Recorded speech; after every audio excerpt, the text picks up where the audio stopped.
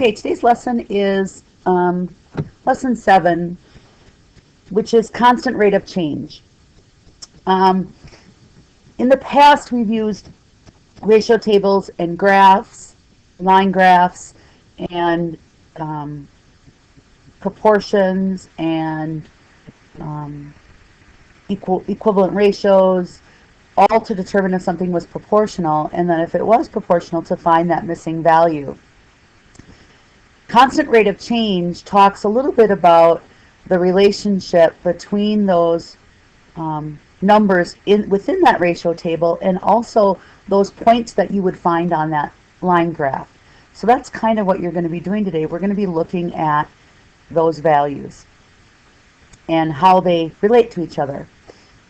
Now, this lesson, constant rate of change, is very similar to the next lesson that we're going to do, slope. So normally I don't start with this page, but today I'm going to, just for this little section of the vocabulary. A rate of change is a rate that describes how one quantity changes in relationship to the other. Now, in a linear relationship, and we know that a linear relationship is a proportional relationship as long as it goes to the origin. But in a linear, and this is all linear relationships, the rate of change between any two quantities is the same. A linear relationship then has a constant rate of change. So this doesn't necessarily have to be a proportional relationship. As long as it's a line, it's going to have a constant rate of change. If it's got a line that's a constant rate of change and then goes to the origin, it is considered a proportional relationship. So that's how they're related. Okay. So I'm going to skip forward. So essentially, this lesson today, in the past, we've always talked about proportional relationships having that multiplicative relationship. We've talked a little bit about adding, and some of you have alluded to that, but I've kind of stepped away from that because I knew that this was coming. When you're talking about a constant rate, and I'm just going to put CR for constant rate. You should write it out. This little mouse here is not friendly to work with. When you're talking about a constant rate, we're going to be talking about the additive relationship. Okay? The additive relationship. Now, it takes me 10 times longer to write with this. It's easier to do cursive. Okay, so it's that additive relationship. So if you look at this first example, we're going to use a table, a ratio table, to determine if it has a constant rate of change. So this is now where you're going to be looking at that adding every time instead of the multiplying, okay? So what did I do to 5 to get it to be 10? I added 5. What did I do to 40 to get it to be 8? I added 40. What did I do to 10 to get it to be 15? I added 5. What did I do to 15 to get it to be 20? I added 5. What did I do to 80 to get it to be 120? 40. What did I add to 120 to get it to be 160? 40. So your constant rate of change then, so the constant rate of change is that it's the change, and you should write this down because this is kind of your formula. It's the change in, it's not going to let me write in there. I have to go underneath. In y over your change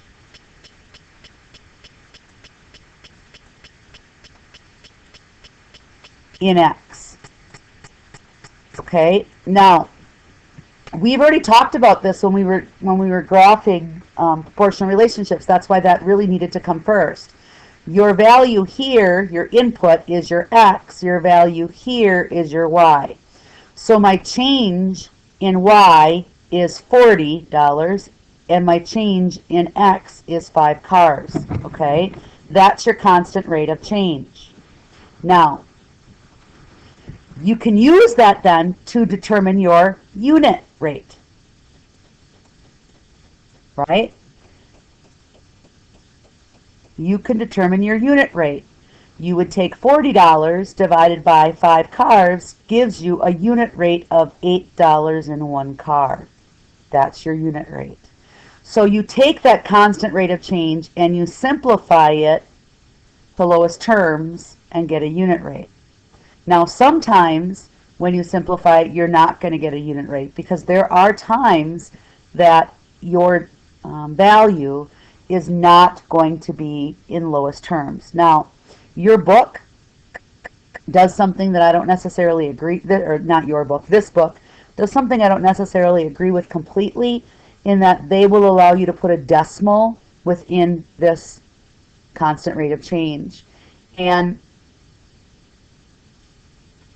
traditionally, it really should stay a fraction, and it should stay an improper fraction, or a fraction that's just in lowest terms. It doesn't have to be a unit rate unless I specifically ask you for a unit rate.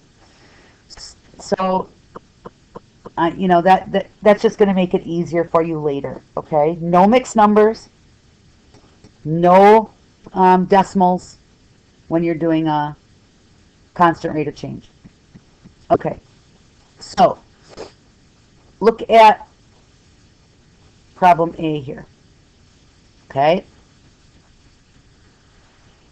This constant rate of change, to determine this, you're just going to figure out what do I add to this to get to this. So what did I do to 30 to get it to be 60? I added 30.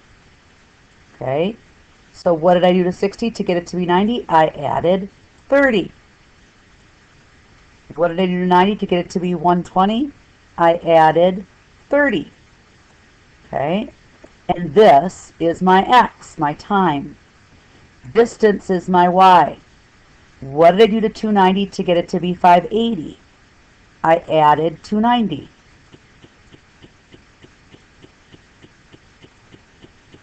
What did I do to 580 to get it to be 870?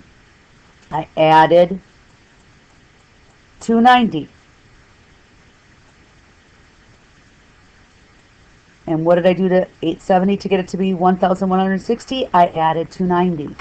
So to determine your rate of change, your rate of change is going to equal your change in y over your change in x. This is y.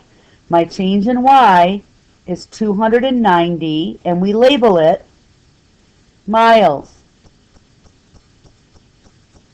over my change in x, which is 30 minutes.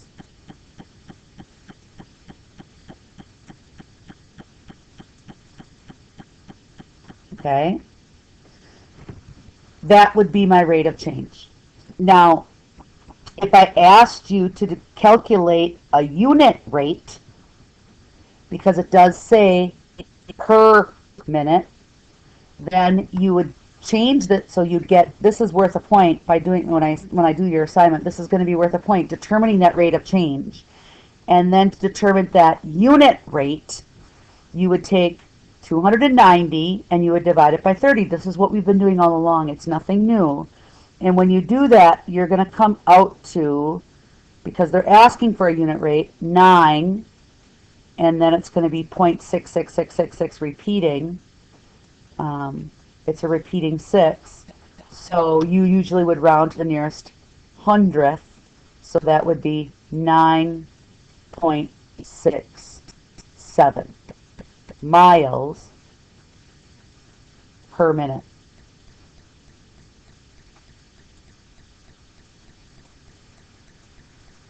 Miles per minute. Okay? So what I would like you to do is I would like you to pause the computer and do B on your own. Pause the computer and do B. Okay, so your constant rate of change, and I'm going to put it over here so I have more room. My constant rate of change is my change in y over my change in x. This is x, this is y. Okay? And it says students per school bus. So you know that this is y then. Okay? So my change in y, 144 to 216, 216 to 288, 288 to 360, you need to subtract. 360 minus 288, you get 72. 288 to 216, you get 72. 216 to 144, you get 72. Now, when you're given a ratio table, I'm going to expect that you are going to show this work because that's Mrs. Shaw, and I want to know that I can see what you're doing. You can't just write an answer for me. What did I do to 5 to get it to be 4, 4 to get it to be 3, 3 to get it to be 2? For all of these, I added 1. Okay? So my constant rate of change is my change in y, which is 72, and 72 students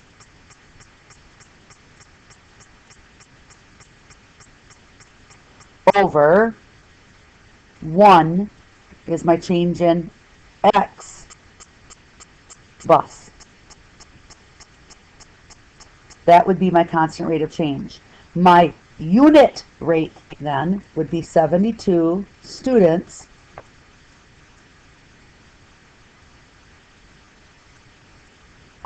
per bus.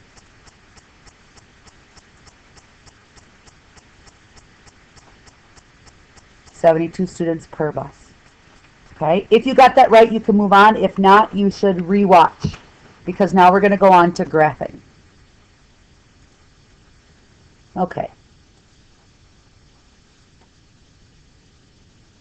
You could also find constant rate of change by using a graph, and this is actually most often what you are going to do probably when you're talking about a constant rate. And you did this in 6th grade math. I know you did because I've talked to some of the students that have said that you've done this. You used lines and determined rate, constant rate, using ratio or using triangles like this. Okay? So you can do this in multiple ways. Okay? You can count, or you can do subtraction, which is the same thing we've been doing. And so you could take these points and put them in a ratio table. But what you have to do is you have to find these points, because the points that they give you, or any points that you find, because sometimes they won't give you points, you can look at this and you can determine a constant rate of change. All you need to do is find your points and determine a difference. So you really only have to pick any 2 points. And essentially you're going to take a y minus y over x minus x, making sure that you stay and start with the same point. Start and end with the same point for y, start and end with the same point for x. That's important. Okay? So that change in y over that change in x is that constant rate of change. Okay? So personally, I start from top and go down to bottom. I tend to start at the very top, the toppest most point I can get, and go down to the next most point. That just, for me, is what I typically do. Your book here started at the bottom, top 2 points. You could do either or. But your best bet is to start from the top and go to the bottom, because you're going to be subtracting. And when you subtract, if you go bottom to top, you're going to get a negative number. So it's easier just to stay away from that negative numbers and go from top to bottom. So I'm going to do my change in y, my y, this is an ordered pair, you should know this, is x, comma, y. So the second number is your y. So I have to do 180, because that's my y, right here, 180, minus my second y, 120. Then once I have my y's done, I go to the same point, my same starting point, and I go to my x. I have a 3, and then my next x is a 2. And then you subtract those. So 180 minus 120 is 60 over 3 minus 2 is 1. So my change in y or my change in x, you need to label these. 60 is what? What is my y? 60 is miles. And what is my x? Hours. That also happens to be my unit rate because it is over 1. So you don't have to do anything to make it a unit rate. So it's 60 miles in 1 hour. Okay? Okay. So we're going to jump down. Well, no, we can do number 3, I think. Let's look at number 3. Number 3 says, because this now isn't visual, it just gives you 2 points. It says, if I have a point 00 and a point 160, what does that represent? In this graph, 00 means, this is important actually, you really should know how to do this because this is going to be, you're going to have to assess, this is going to be on assessment. That 00 means that you're traveling at 0 miles in 0 hours. And we've kind of talked a little bit about stuff like this before. 160 means that you're traveling at 60 miles in 1 hour. Okay? 0 miles, 0 hours, 60 miles, 1 hour. That also means because it's 00, it's a proportional relationship. Okay, so I want you to pause your computer and I would like you to do C for me.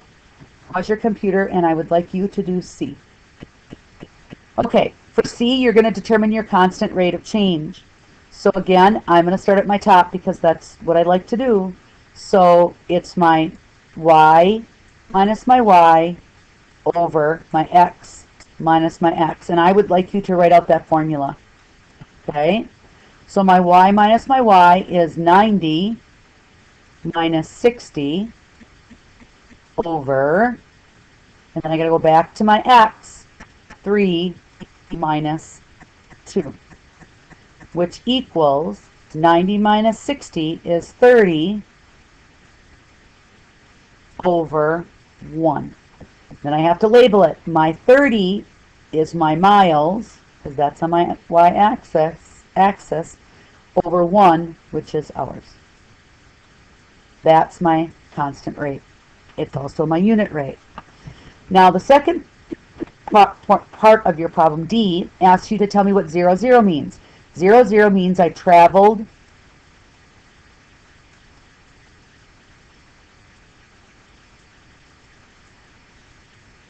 0 miles in 0 hours. And 130 says, ooh, I can't write very well with this. I travel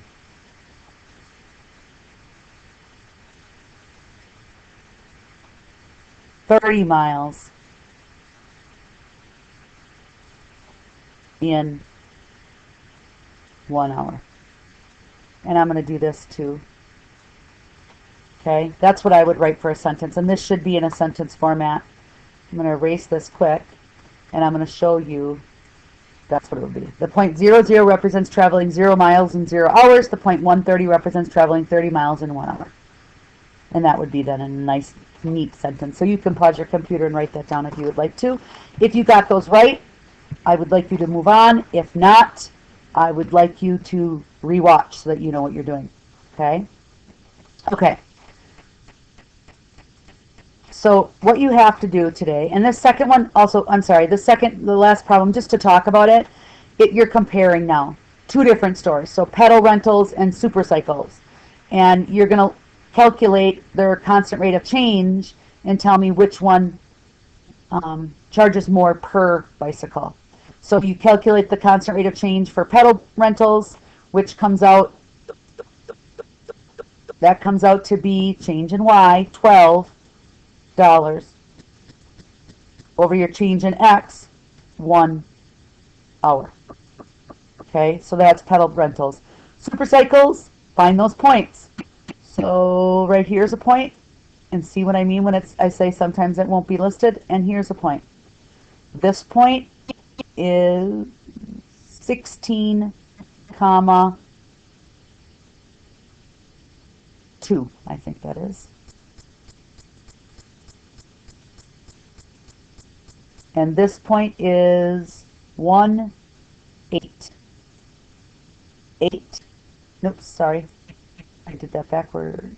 This is the y. Sorry, I wrote them as yx. This is your x. So we'll do it in that same format. 8 is my y, and x is 1. So y minus y over x minus x is going to be 16 minus 8 over 2 minus 1, which is 8 over 1. And 8 is my dollars, and 1 is my hour. So if you ask the question, which one, the question is which store charges more per bicycle, and explain, okay, this would be your answer. The cost at Pedal Rentals increases at $12 for every hour. The cost at Supercycle increases at $8 in every hour. So Pedal Rental charges more per hour to rent a bicycle. That would be your answer. And yes, you need to write that all out because of that explain. If it says explain, you need to explain. Okay, so what I would like you to do, you have a guided practice worksheet that you are going to receive. I would like you to do number 1. I guess I should put on my pen. I'd like you to do number 1. And I'd like you to do number 2. Okay? For number 1, you're going to do just above, you're going to calculate, you're going to point for calculating your constant rate of change for mealing savings, and 2 points for calculating, actually this would be 2 points for calculating meal savings, the work and then the answer, and make sure you label, and then 2 points also for Daniel's, the work and then the answer, and then you need to explain it in sentences just like we did up here. Okay? Then, number 2, you have to tell me what does those points mean, 0, 0, and 1, 10 on that graph. Okay? And I want you to have that done. And if you want to try, I'd like you to try number 3. You don't have to do 3, but I'd like you to try it because we are going to talk about 3. Okay? Okay.